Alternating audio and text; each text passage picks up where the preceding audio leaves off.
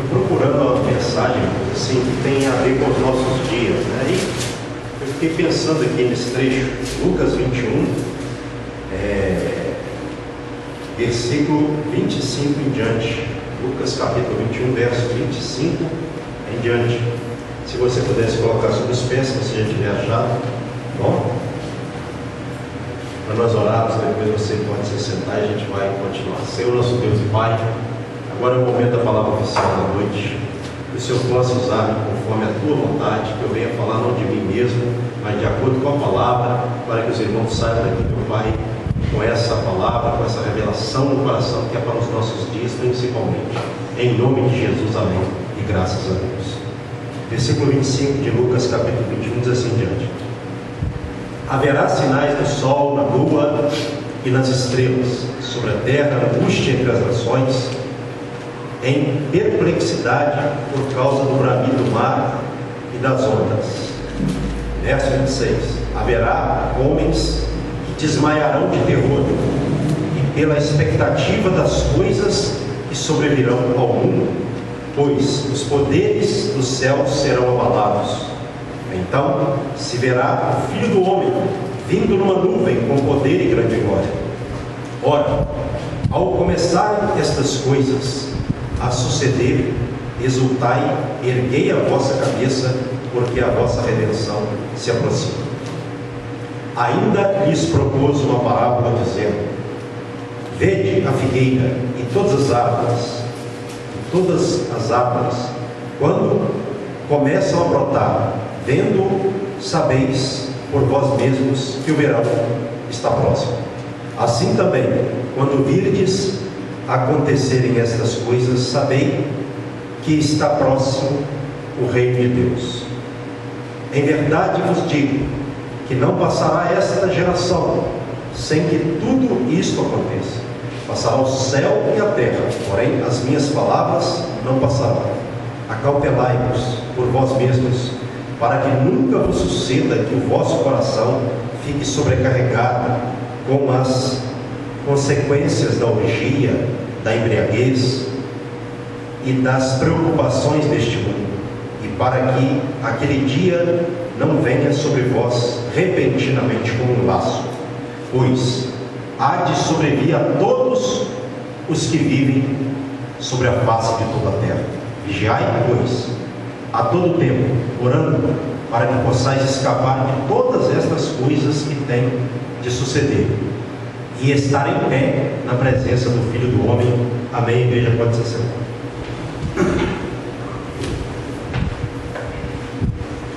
Irmãos, que trecho interessante, principalmente para os nossos dias. Aqui o primeiro versículo foi lido. Jesus disse que haveria sinais no sol, na lua e nas estrelas. Não é? Que sinais são esses? A gente lê essa passagem, mas bom, a Bíblia, até nas outras passagens, ela não é clara. Então a gente aprende o quê? O que a Bíblia não esclarece, a gente pode até conjecturar, porém devemos ficar conquistando a palavra.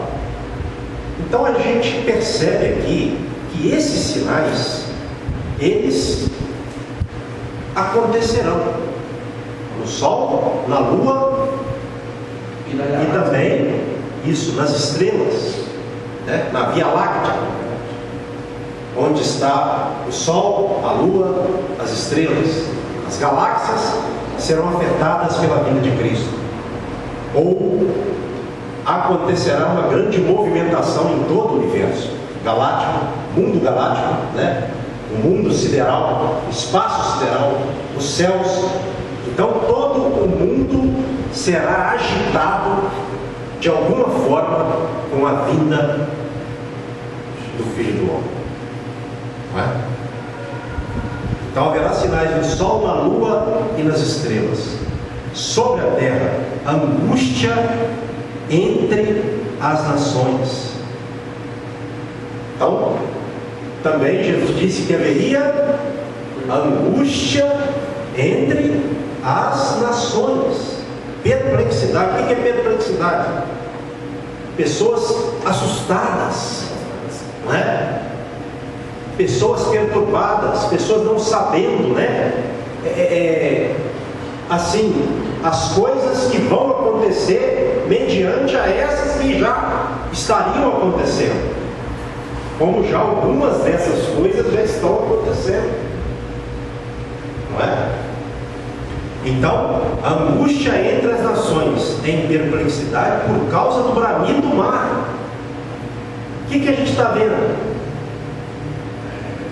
Os mares avançando. É catástrofes, né? Ambientais. Isso, as águas dos oceanos aumentando. Maremotos, destruições.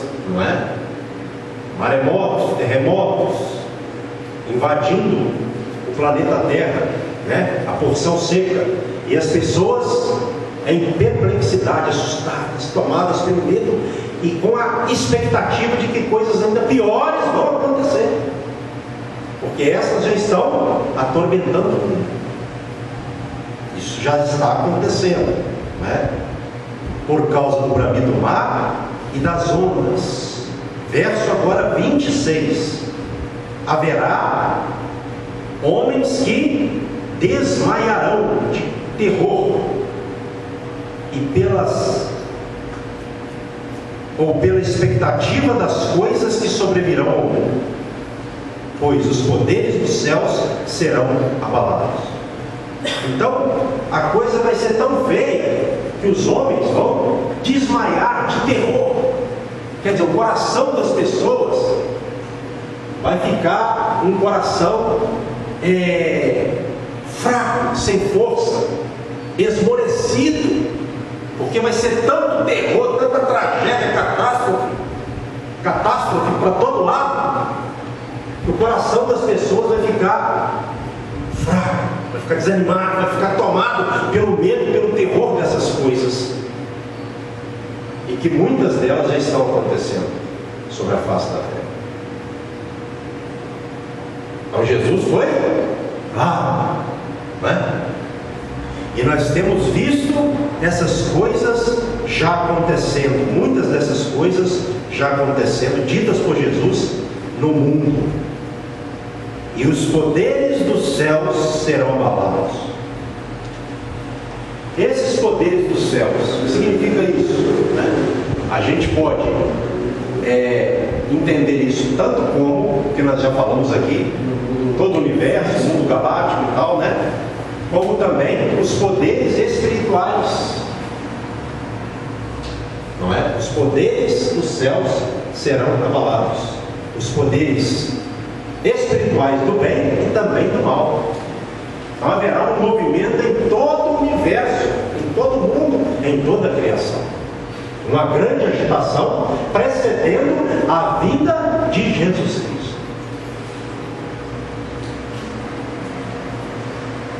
Jesus não enganou ninguém, deixou bem claro que essas coisas aconteceriam. E aí o verso 27: então se verá o Filho do Homem vindo numa nuvem com poder e grande glória. Então, irmãos, em meio a tudo isso vai aparecer quem? Jesus.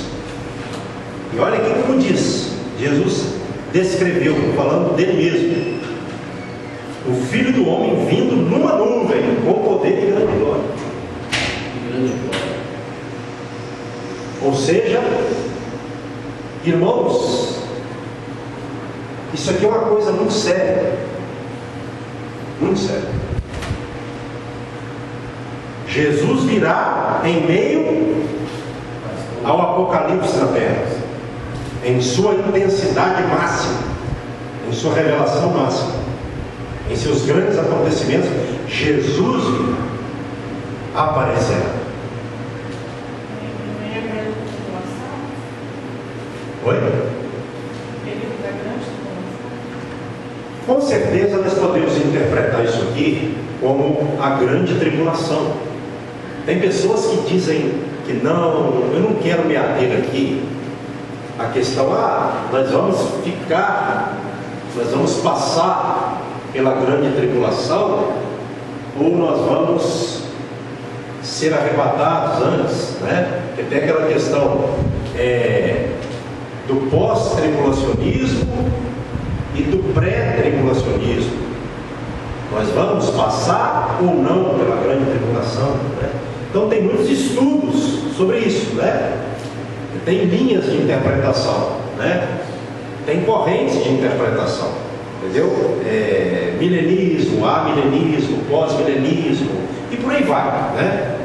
Mas assim, são correntes de interpretação que eu não quero me apegar a elas aqui agora, porque se eu for trabalhar em cada uma delas, vai gastar muito tempo. Eu quero me apegar mais aos fatos aqui. Sim. Depois a gente estuda, né? Tira um tempo para estudar mais essas questões aí. Então, Jesus virá em meio a toda essa grande tormentação na terra, no mundo todo, né? Jesus aparecerá, né? Virá na nuvem, numa nuvem com poder e grande glória. E aí, verso 28, ora, ao começarem estas coisas a suceder, exultai. Aqui está para nós agora o conselho. E erguei a vossa cabeça, porque a vossa redenção se aproxima. Então, irmãos, nós podemos dizer que, de acordo com esses relatos aqui de Jesus, ou com esse relato aqui, que a vinda dele não está tão longe. Porque coisas que ele disse aqui já estão acontecendo, já vem acontecendo. O mundo já está perplexo. Nós podemos dizer que, ao meu ver, estamos passando por um momento em que o mundo já está nas suas últimas preparações para a vinda do Filho do Homem, de acordo com, né, o que Jesus disse aqui. Nós não sabemos o dia e nem a hora, porém, ele falou sobre os sinais como aqui, que precederiam a sua vinda. Ele não nos deixou sem informação. E os sinais estão aí. Nós estamos vendo o mundo sendo agitado fortemente por causa do fim dos tempos. Ou seja, tudo o que está acontecendo é profecia. Tem que acontecer. É lógico que a gente não gosta quando a gente vê uma catástrofe, a gente vê uma cidade tomada pelas águas, né? Essas enchentes cada vez maiores e piores, devastadoras, a gente fica triste. Mas quando a gente vai para a Bíblia, a gente vê que essas coisas são profecias. Não é? Ninguém vai poder deter essas coisas. Os homens, eles vão tentar, eles vão assim, com a força política, né? Os poderes, né, da terra, governamentais, eles vão sempre tentar, né, assim, estar evitando as catástrofes, mas eles nem sempre conseguirão. Algumas coisas eles conseguirão amenizar, mais ou menos, mas muitas não tem como ser evitadas, porque são proféticas. Não é uma questão que está no poder do homem, está no poder de Deus. Essa é a questão. Então, quando essas coisas, ele disse, começarem a acontecer,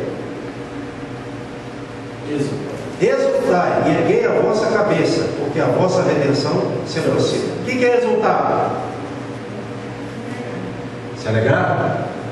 Isso. Então nós devemos ter o quê? O mundo vai estar em pânico, agitado, porque o mundo vai estar tomado por essas coisas. O mundo lê Bíblia? Sim. Não. O mundo crê em Bíblia? Muitas vezes a gente vai falar dessas coisas para as pessoas ficam até arrumando um jeitinho de não crer, né? Você está falando uma coisa, a pessoa vai para lá, vai para cá, porque a pessoa não crê. Tem pessoa que não crê. Estou me referindo àquele tipo de pessoa que não crê. Então o mundo, por não crer, vai ficar abalado. As pessoas que estiverem vivas ficarão altamente abaladas, vão ser tormentadas por esses acontecimentos. Mas qual que é o conselho aqui para a igreja? Alegrai-vos, levantai as vossas cabeças, pois a vinda do Senhor Deus se aproxima. A vossa redenção se aproxima. Oh, aleluia. E essa redenção aqui significa o quê? A salvação, né? A vinda de Cristo Jesus Cristo, que virá com a consumação da salvação, da redenção. Então, essas coisas, logicamente, de certa forma falando, nos entristecem, sem dúvida. Ninguém vai ver terror na terra e vai ficar alegre. Mas eu creio que Jesus falou para que nós, os que estivessem vivos, se alegrassem. Por quê? Não é por causa das desgraças da terra, é por causa da vida dele. É porque ele está vindo, ele está se aproximando. E o mundo está em caos. E nós vamos sair do caos de uma hora para outra e vamos para a glória eterna do nosso Senhor e Salvador Jesus Cristo, aquele que prometeu que nos mostrar. Então aquilo que para o mundo, nesse sentido que eu estou falando aqui, será pânico, como já tem sido, para nós no momento da vinda de Cristo, será de grande alegria. Olha só que promessa, irmãos. Salvação. Nós não podemos estar nos esquecendo do tema salvação. A grande promessa da Bíblia é o quê? A segunda vinda de Jesus. E também a inauguração do reino de Deus. Vai ser tudo assim. Ele virá e logo na sequência o reino. Reino do qual muitos, infelizmente, ficarão de fora. Vamos continuar. Versículo 29.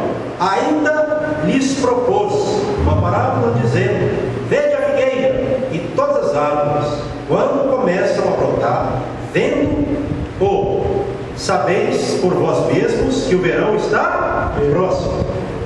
Então, Jesus ele usou, como em muitas vezes, ele usou aqui as árvores, não é? Ele usou as árvores que anunciavam, por meio das folhas verdes, a primavera e logo na sequência o verão. Mas para explicar o quê? Uma verdade espiritual, né? Aí ele fala logo na sequência, verso 31. Foi lido 29 e 30, né? Agora é o 31 de Lucas 21. Assim também, quando virdes, para nós, acontecerem estas coisas, sabei que está próximo o reino de Deus. Que é o que nós falamos agora há pouco aqui. Vai acontecer com a segunda vinda de Cristo e o estabelecimento do reino.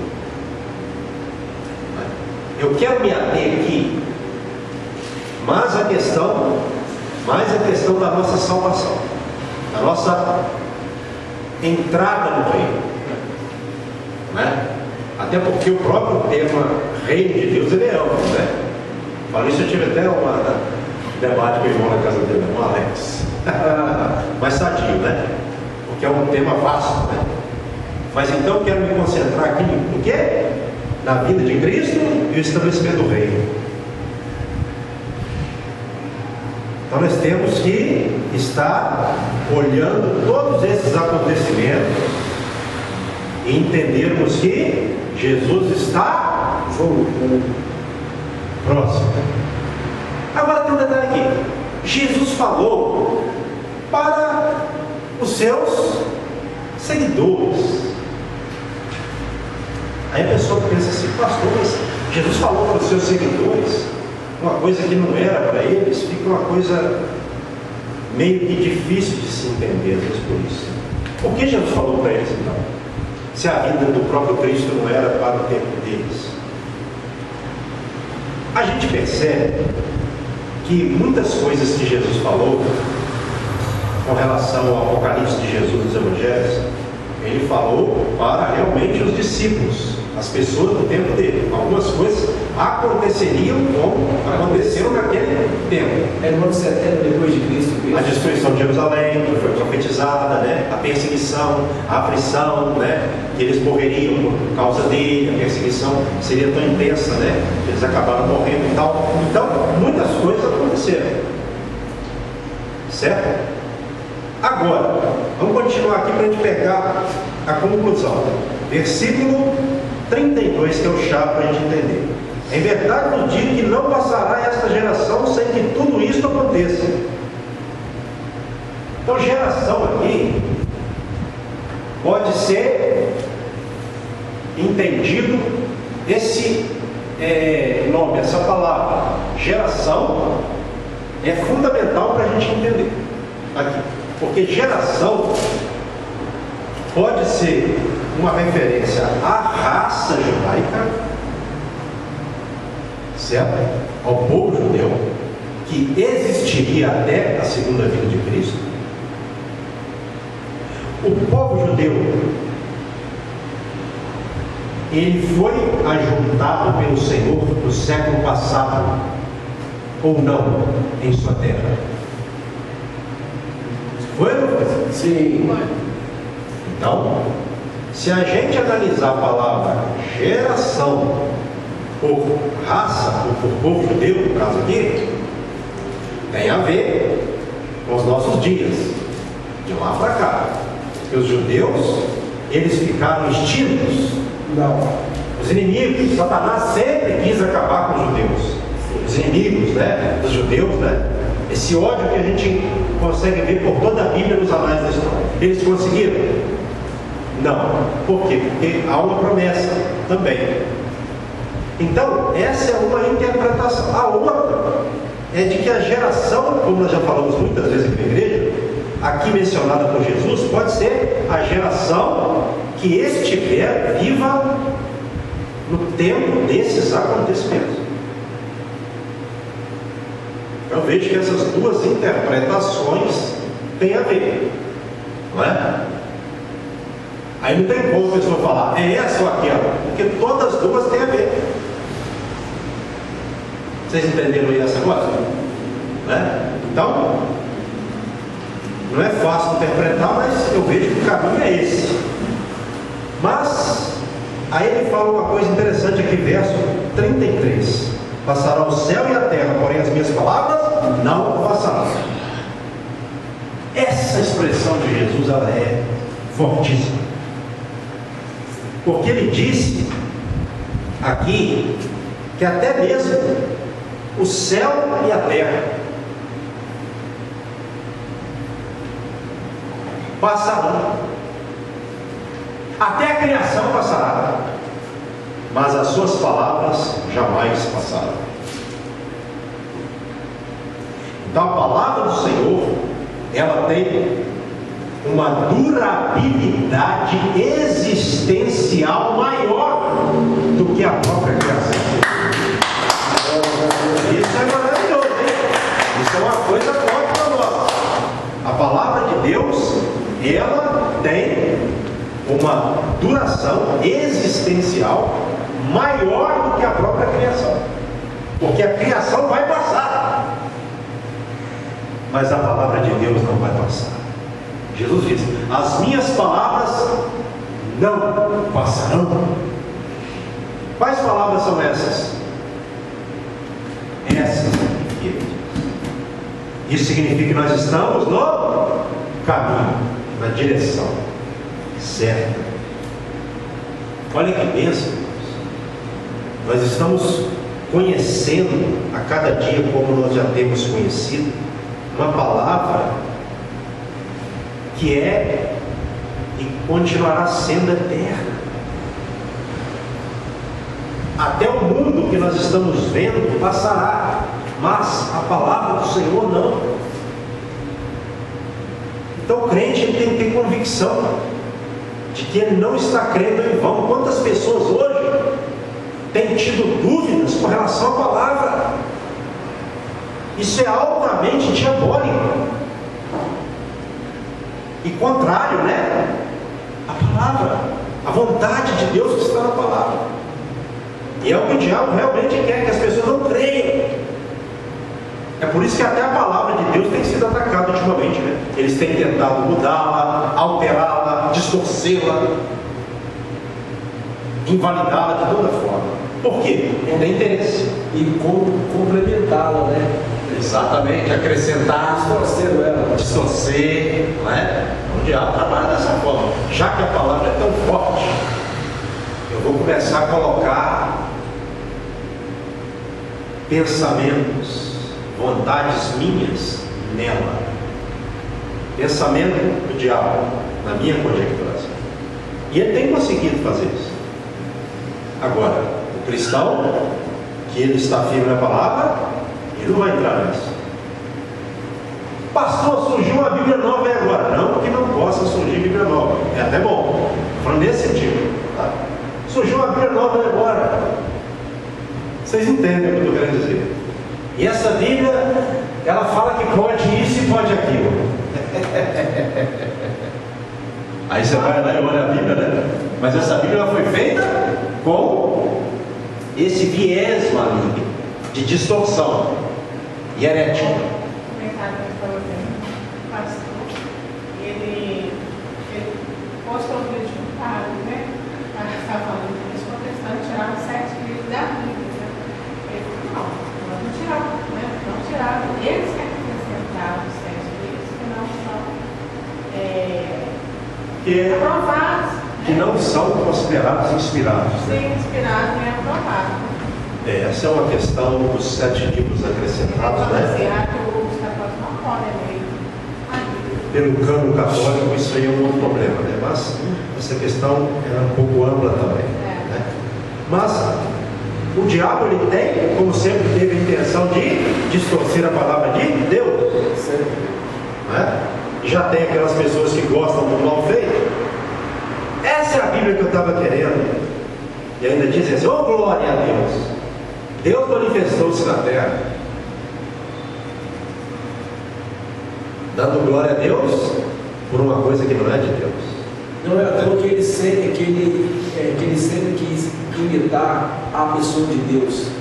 Né? Ele quer criar seguidores também para ele. Por isso ele tenta abolir sistemas que o próprio Deus implantou já desde os primórdios, e para validar outros que estão errados, porque de acordo com o ponto de vista de Deus, aí ele vai querer cancelar o de Deus e começar a validar o dele. Ou seja, isso aí antes estava errado, a partir de hoje está certo. Aí o povo vai passar a aceitar mais o Evangelho. Exatamente. O irmão Deus colocou uma coisa ali que ela já tem acontecido, e o pior, essas pessoas levantadas para essa finalidade, contrária à vontade de Deus, muitas delas conseguem apoio do meio religioso local. Também é isso. Não é? Aí começa aquele tipo de mensagem: não, Deus é amor e tal, aqui vem por aí, né? Tem que ver qual é o amor, né? De Deus, né? Até que ponto ele ama, ou a forma dele amar. Porque a forma de Deus amar está na palavra. Na palavra dele, não na distorcer pelo homem, né? Mas é só para a gente analisar um pouquinho sobre o que eu estou falando. Vamos continuar. Versículo agora 34. Aqui, irmãos, é um conselho para nós que vamos trabalhar um pouquinho, tá? Antes de encerrar.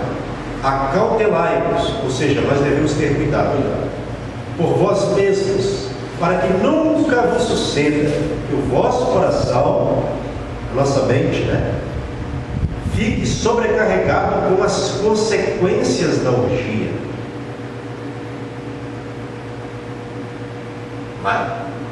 Então nós não devemos deixar entrar na nossa mente o quê?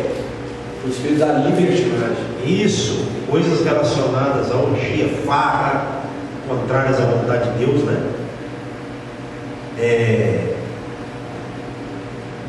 Que o vosso coração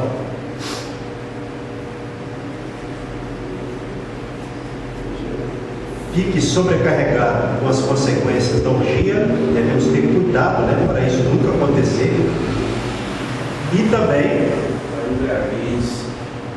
Exatamente, na embriaguez, que segue essa linha, né? Orgia, farra, bebedeira, né? Tal. É o kit. Exatamente. E das preocupações deste mundo. Então, nós não devemos deixar as preocupações com a vida terrena ocupar a nossa mente mais do que a vontade de Deus. Aqui está um detalhe, tem que ter cuidado. Eu quero trabalhar mais nesse detalhe. As preocupações com as coisas da vida terrena. Porque Jesus falou isso, é amplo na Bíblia, né? Sim. Mateus 6.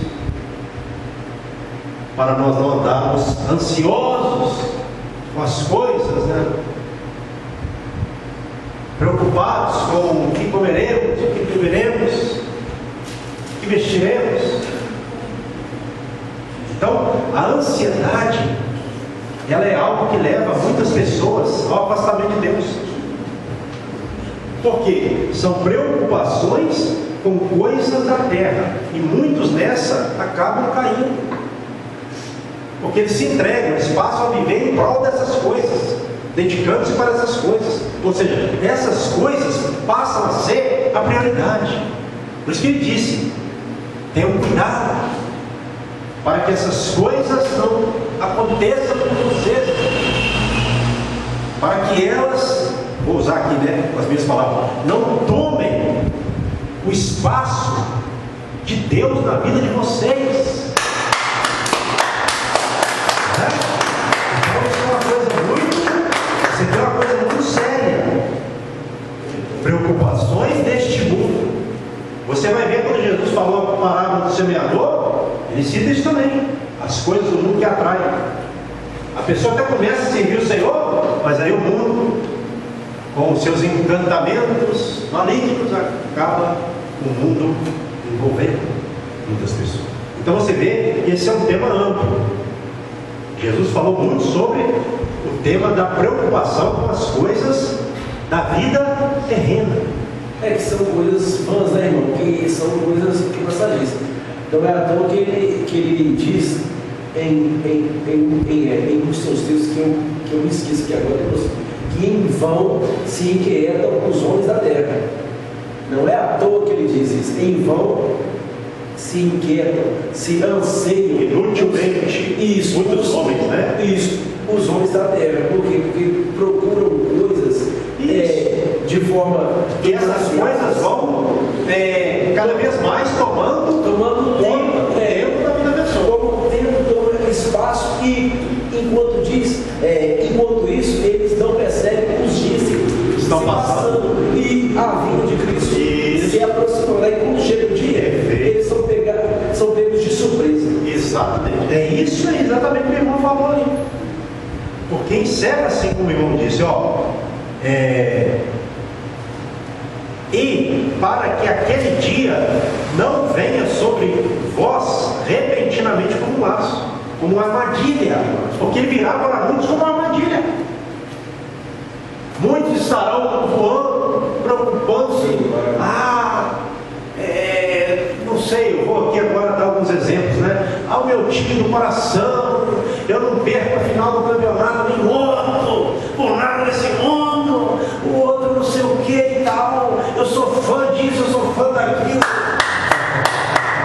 Eu não sou fã de ninguém, eu sou fã de Jesus Cristo. Oh, aleluia, glória a Deus. Então, irmãos, as preocupações devem ser, em primeiro lugar, com as coisas de Deus. Então, muitos, quando Cristo vier de acordo com esse relato, vão estar desapercebidos. Exatamente. Desligados, desatentos.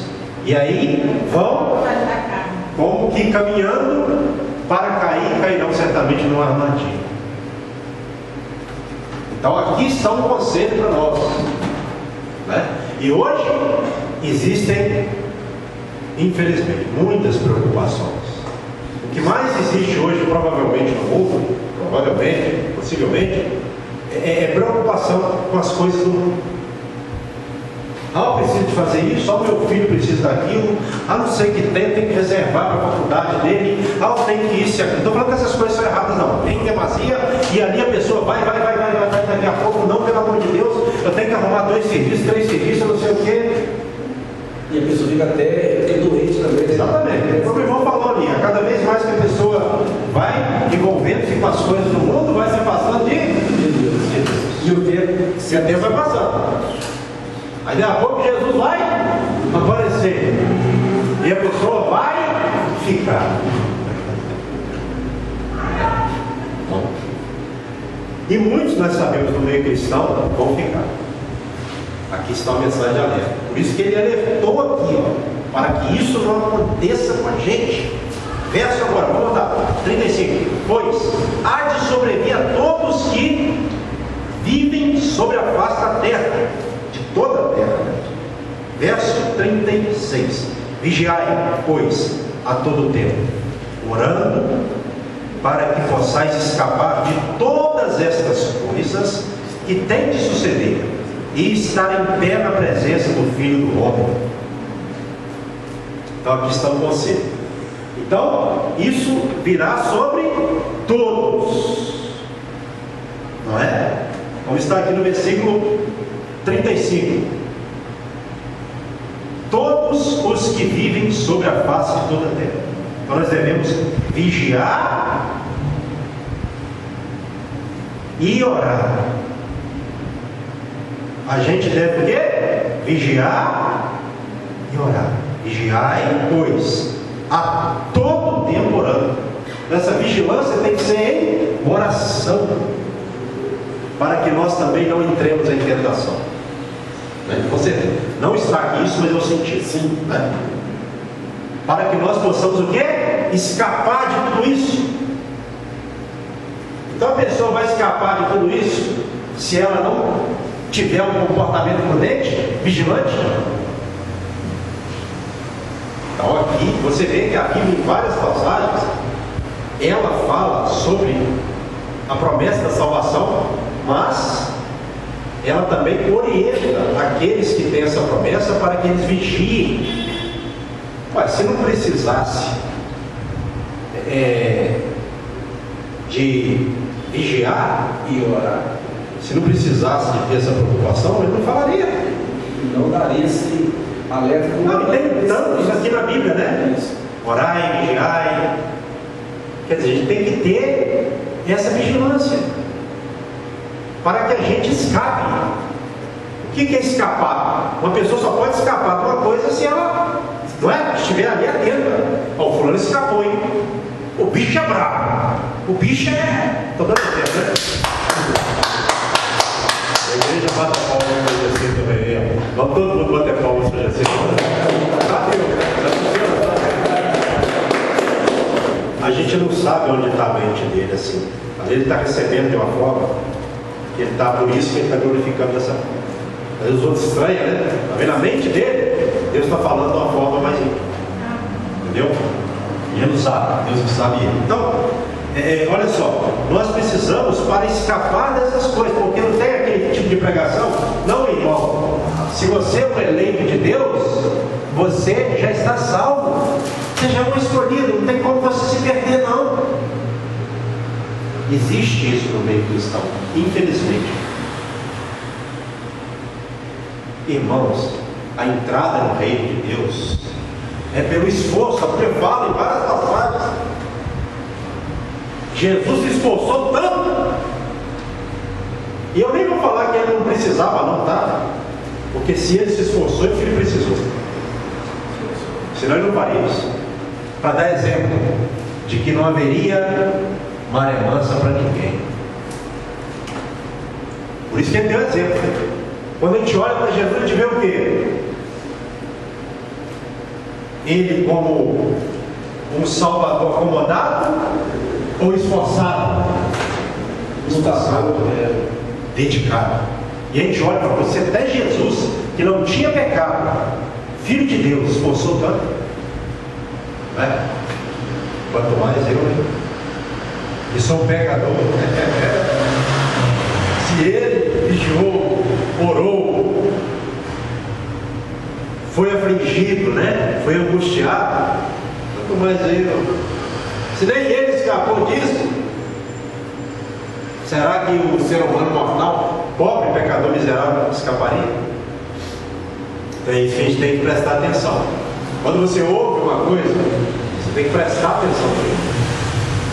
O camarada começa a pregar uma salvação, uma predestinação muito acomodada, confortável, você pode começar a pisar no freio. Calma lá, deixa eu analisar isso aqui. E a salvação, irmãos, ela não é impossível, porque o impossível é para Deus, o possível é para os outros. Porém, ela é, o reino de Deus é tomado à força. Não precisa de falar mais disso. Vai? Por dedicação. Então, isso tudo para que no dia em que Jesus Cristo vier, nós possamos estar em pé na presença dele. Porque tem muita gente que vai estar caída. E a Bíblia fala: aquele que pensa em estar em pé, veja e não caia, cuide para não cair. E esse estar de pé aqui é estar de pé espiritualmente. Não é de pé fisicamente, porque de pé fisicamente qualquer um pode estar. Certo? Aqui está uma revelação para nós. Nós precisamos de estar nos esforçando, vigiando em todo o tempo, orando, para que quando Jesus Cristo vier, nós possamos ter escapado dessas coisas e o Senhor olhar para nós e nos recolher desta terra de aflição e nos levar para a glória eterna. É isso que nós temos que aprender. Então, quando Jesus vier, muitos estarão caídos. Pecado. Ah, não, irmão, não preocupa não. Não é assim também não. Deus quer que você aproveite a vida, deixa de ser bobo. Estou dando alguns exemplos aqui, né, de frases que a gente tem que ter cuidado. Deus quer que a gente aproveite a vida, sim, mas dentro daquilo que Ele permitiu-nos. Tem que aproveitar a vida aí, que não é o aproveitar de Deus, não. Ele tem que vigiar para isso. Não tem alguns pregadores que de repente eles começam a pregar, o povo começa a olhar e fala: poxa, mas esse camarada pregando uma coisa que eu nunca vi na minha vida, né? Aí você já logo tem que estranhar. Não, irmão, Deus fez isso para você desfrutar. Não, irmão, Deus fez aquilo para você desfrutar. E nesse desfrutar daqui e dali, daí a pouco o camarada já está pensando que ser cristão é ser gostosão, né? Porque o cara vai pregando: não, Deus fez isso, é para você, o melhor da terra é para você, tudo é para você, no sentido dele ser o dono de todas as coisas, e ele entregou todas as coisas àqueles que ele ama, e etc e tal. Estou dando aqui alguns exemplos, né, irmãos? A gente tem que vigiar. Deus tem bênçãos para nós, e pessoas aqui no nosso meio têm sido abençoadas. Isso aí é fato. E o que tiver de ser nosso, quem vai tirar? Ninguém. Desde que nós estejamos no caminho, ninguém vai tirar. Agora, o que o diabo mais quer tirar da pessoa? A felicidade de estar na casa de Deus. Isso, a presença de Deus. Ele não gosta. Sabe por quê? Porque o diabo já caiu há muito tempo. Ele caiu de modo que ele nunca mais vai se levantar. Agora nós estamos no caminho, nós estamos caminhando, nós estamos ouvindo as mensagens. Dedique-se, se esforce, lute contra o pecado, ore, peça a Deus, busque a Deus, não ceda para o diabo nem para o pecado. Cuidado com as mensagens de apologia ao bem-estar na terra, porque Jesus disse que essa terra é uma terra, embora nós temos sido muito abençoados nesta terra aqui que o Senhor nos deu para nós estarmos nela, mas essa terra é uma terra, ele diz, de que também? De aflição. Nós não podemos esquecer dessas coisas. Então, o que nós precisamos para fechar aqui nessa mensagem aqui, com essa reflexão? O que nós precisamos para escapar de todas essas coisas que já estão aí por todos os lados na terra? Em vez de pensar em farra, eu vou ler a Bíblia. Em vez de pensar em orgia ou em prazeres carnais, eu vou alimentar meu espírito, a minha alma. Eu vou orar a Deus e falar: Senhor, eu sei que eu sou tentado em você até o final, mas o Senhor, meu Pai, em mim é maior, que me fortalece. Senhor, que o Senhor possa estar me ajudando a cada dia, para que eu não venha cair em pecado, porque eu não confio em mim, meu Pai, porque eu sou miserável, mas o Senhor é forte para me sustentar até aquele dia, quando Cristo vier, meu Pai, para que Ele possa me encontrar de pé na presença dEle e me levar nesta terra, porque eu quero estar lá na glória, eu quero estar com o Senhor para todo sempre. Eu não quero ficar aqui não, Senhor, porque essas alegrias da terra, elas são passageiras, elas são transitórias, elas vão passar e passarão todos também que estão na terra, mas aqueles que estão na palavra do Senhor, como a palavra jamais passará, jamais também passarão, passam a ser eternos de Deus. Eternidade, salvação.